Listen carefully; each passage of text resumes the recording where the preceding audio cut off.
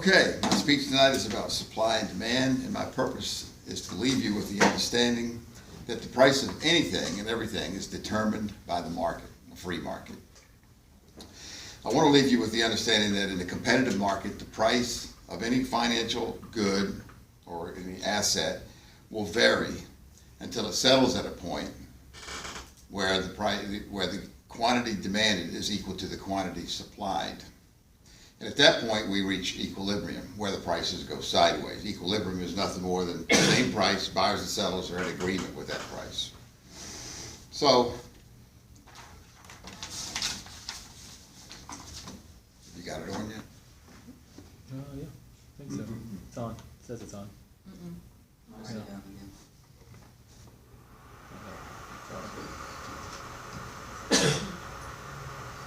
Where is it? There's a warm up. Takes Huh? time for warm up, that's why I wanted to get started right. Okay. Okay, this doesn't count towards my minutes, does it? Actually does. Let's talk about four basic principles. I need to go over four basic principles before we go any further. If demand decreases and supply remains unchanged, what happens? Let's give an example. Let's say in Southern California, it's springtime.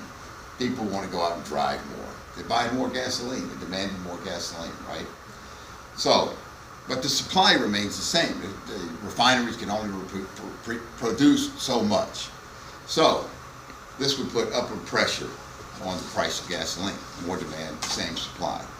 If demand, wait a minute. If demand decreases and supply remains unchanged. Demand decreases and supply remains unchanged.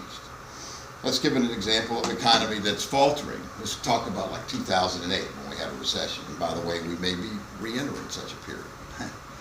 And you could, but let's say also there's the same production. The supply is the same. So let's assume that you could look at the 405. You could get to LAX in what, 30 minutes. There's nobody on the 405. If you notice when we have recessions, there's very few people on the road, right? Have you ever noticed that? So, what does that do? We got the same supply, but less demand. Prices go down. Number three, if demand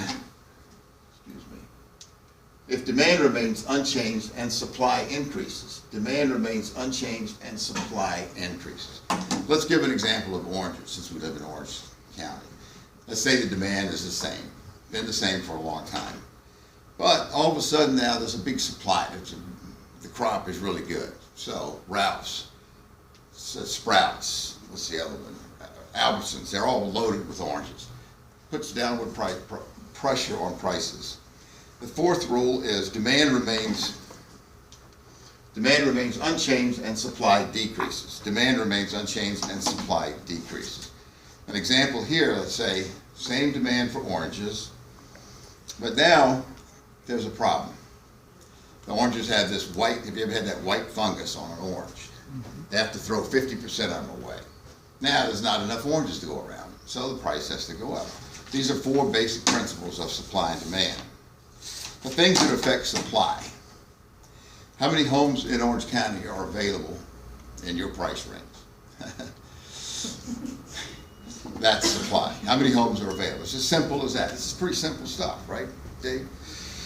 Now, when it comes to demand, what about your income? Your income has a lot to do with demand. If you lose your job with LSA, you might not be buying too many things, right? So, also, let's talk about, let's say there's a car you have to have. You guys have to have this next BMW because it'll make you look really cool. You have to have that, you know, but what are you willing to give up? What you're willing to pay for that is what it's worth. For you women, let's say you see a dress at South Coast Plaza, and you just have to have this dress. You know, what are you willing to pay for it? That's what it's worth. Now, in the futures market and in the stock market, basically a paper business anymore. It's on a platform. It's electronic. I mean, when you buy or sell Apple, you're not really trading the shares, right? When you buy or sell gold, you're not physically trading gold. You're just doing it in contracts. So what we need to be able to do to know what these institutions are doing is to see it on a chart. Because they're not going to let us know what they're going to do, okay? But they still use these four principles I went over. They're still going over these principles. They need those. They need to buy low and sell high to make a profit. So let's go into a few charts. First chart is cotton. Notice over here, this is in February this year, 2015. Cotton has a drop-based rally, so V bottom we call it. Notice how we basically went into a period of equilibrium right there. It's only one day, but that's even more important, because if it's only one day, that means it was powerful when it came out of there. You have to imagine the buyers, there's 1,000 orders to buy, but maybe only 100 to sell. What happens when that 100 sell lot is canceled out by the buys? Price, this is demand. This is what demand is all about. This is that simple. More buyers and sellers. It's out of balance. Now notice when it comes down into this period recently, it bottoms out again. We want to look at these demand zones. We call that a demand zone or a supply or a period of equilibrium. We want to rebuy when it gets there. And Brad is my client back there. He's been a client since 2008. He believes me more than I do. He bought 2 contracts right here. Now we did this the day before any news came out. The news came out and the acreage was 20% short. They planted 20% too few acres. And so was there not enough cotton? If you're going to make clothes, you want to buy this stuff low. An institution's going to want to buy at a low price because that's how they can make money. They can't make money if they buy high, right? They got to have a profit. Let's look at the next chart. Now, by the way, I want to say about Brad, he was an ex-pilot in the Navy, fighter pilot, so he's fearless. He doesn't even probably care if he dies, you know? And he's fearless to a bad point. So it's not easy. When you get into these zones, it's not that easy. I'm just making this look easy. It's not, okay? It's tough.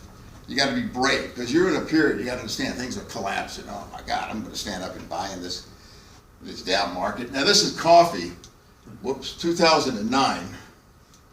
And notice this is this is a clear period of equilibrium or basing. We're going sideways. Buyers and sellers are in agreement, right? We're in a period of equilibrium. So what happens? My price moves away. When it gets back into the same zone, notice the institutions are still buying. It takes a lot of money to send the price that high. This is what we call demand. This is supply. Recently, we also reached another demand zone right here. Here's gold.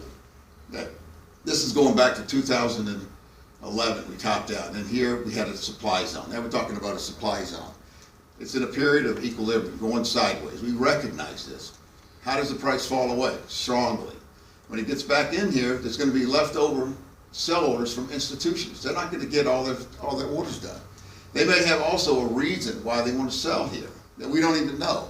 That's why we got to recognize it on a chart. When you get back to this the second time or the third time, they're still selling. They went a little higher in the zone, which means they're eating away those sell orders, but it fell away. Price hasn't been this high again since recently. Price fell from here, 1,800, all the way down to right here, and we just got to 1072.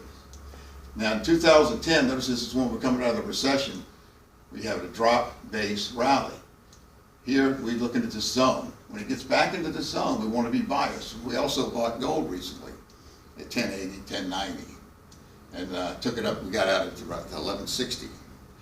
So you can see, and this is those 2 supply zones I had pointed out up there. This is where it topped out that third time. Now this is the S&P. Now in October 2014, we went into this drop-based rally. It's a one-day demand. That's the fact again, it's only there one day. That shows us it's real powerful because these guys didn't get all their orders filled. Look what happens when we get over here again in October.